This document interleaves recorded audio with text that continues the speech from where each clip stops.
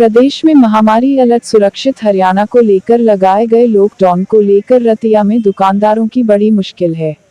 पिछले 18 दिन से बंद पड़ी दुकानों को लेकर दुकानदार हुए लामबंद। जिला उपायुक्त व मुख्यमंत्री को ईमेल भेजकर उनकी दुकानें भी शेड्यूल में खोलने की लगाई गुहार। दुकानदारों के चेहरे से रौनक गायब और अपनी दास्तां सुनाते हुए दुकानदारों ने बताया कि पिछले 18 दिन से लॉकडाउन के चलते उनकी दुकानें बंद और दुकानों पर कार्य करने वाले कर्मियों की जहां उन्हें तनख्वाह देनी पड़ रही है, वहीं दुकानें बंद होने पर बिजली के बिलों के भी उन्हें मार झेलनी पड़ेगी। दुकानदारों ने मांग की है कि उन्हें भी कुछ समय के लिए दुकानें खोलने की इजाजत दी जाए ताकि वह आर्थिक स्थिति से उबर सके। दुकानदारों का कहना है कि प्रदेश सरकार भी उन्हें आर्थिक मुआवजा देकर राहत प्रदान करे। वहीं लॉकडाउन की पालना करवा रहे अधिकारियों से बातचीत की गई तो उन्होंने कहा कि लॉकडाउन की पालना करवाना उनकी ड्यूटी है। उन्होंने कहा कि सभी दुकानदार शेड्यूल के तहत ही दुकानें खोलने, अन्यथा उनके खिलाफ कड़ी कार्रवाई की जाएगी। अशोक ग्रोवर की रिपोर्ट। पिछले 18-19 दिन से लॉकडाउन बंद है, तो उसको लेकर दुकानदार इकट्ठे हुए, क्या मांग क्या आपकी? मांग ये है कि जिस तरह 20 दिन से दुकानें बंद हैं, हम सब दुकानदार पिछले कोई 20 साल से, कोई 30 साल से, कोई 40 साल से अपना टैक्स भर रहा है, इनकम टैक्स भर रहा है। अब जब से जीएसटी लागू हुई, हम ईमानदारी से जीएसटी भर रहे हैं। हर टैक्स बनता है, दुकानदार हमेशा ईमानदारी से अपना टैक्स भरता है।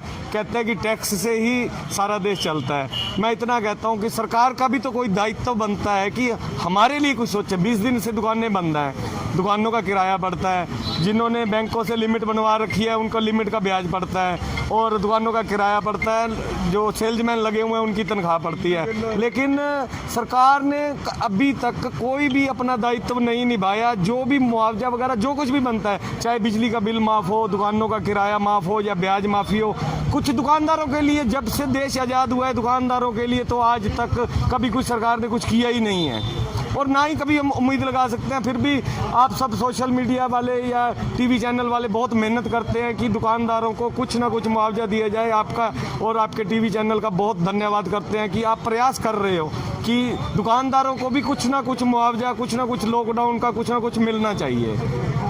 आप क्या मांगे क्या? हमारी मांगे तो यही है भी जो भी ये दुकानें हैं किराने को छोड़ के, कपड़े की है, कोई बूट चप्पल की है, कोई जनरल स्टोर की है, इनके भी परिवार है जी, इनको भी टाइम मिलना चाहिए। कोई 2 घंटे 3 घंटे का, हफ्ते में 1 दिन या 2 दिन या 3 दिन कम से कम टाइम मिलना चाहिए जी। जिस तरह इन्होंने मांग की है कि दुकान के ऊपर उनके वर्कर काम करते हैं, बिजली का बिल आता है, इस तरह की मांगे, कोई मुआवजे की मांग की है, इसको लेकर क्या कहना है? बिजली का बिल भी माफ़ होना चाहिए जब से दुकानें बंद पड़ी हैं जी, और जो वर्कर काम करते हैं जी उनका गुजारा भी बहुत मुश्किल हो गया जी, और जो लिमिटें वगैरह बनवाई है उसका ब्याज बढ़ रहा है जी। हमारी तो यही मांग है भी इसमें कुछ ना कुछ राहत मिलनी चाहिए दुकानदारों को। हाँ, क्या मांग क्या आपकी? कितने हमारे 5 वर्कर हैं। हमारी सरकार से यही मांग है, जैसे कि किराने की दुकानों को, पेस्टिसाइड की दुकानों को टाइम दिया गया है, हमारा उनके विपरीत टाइम दिया जाए। जैसे उनका टाइम 10 से 2 बजे का है, हमारा 3 से 5 कर दिया जाए, 3 से 6 कर दिया जाए। यानी कि कुछ ना कुछ राय तो हम बाज़ार वालों को भी मिलनी चाहिए, नहीं तो हम कैसे अपना रोज़गार चला पाएंगे और कैसे हम अपने वर्कर को सैलरी दे पाएंगे। हमारी सरकार से हाथ जोड़ के यही बेनती है कि हमें भी कुछ ना कुछ इस टाइम के कंसेशन दी जाए।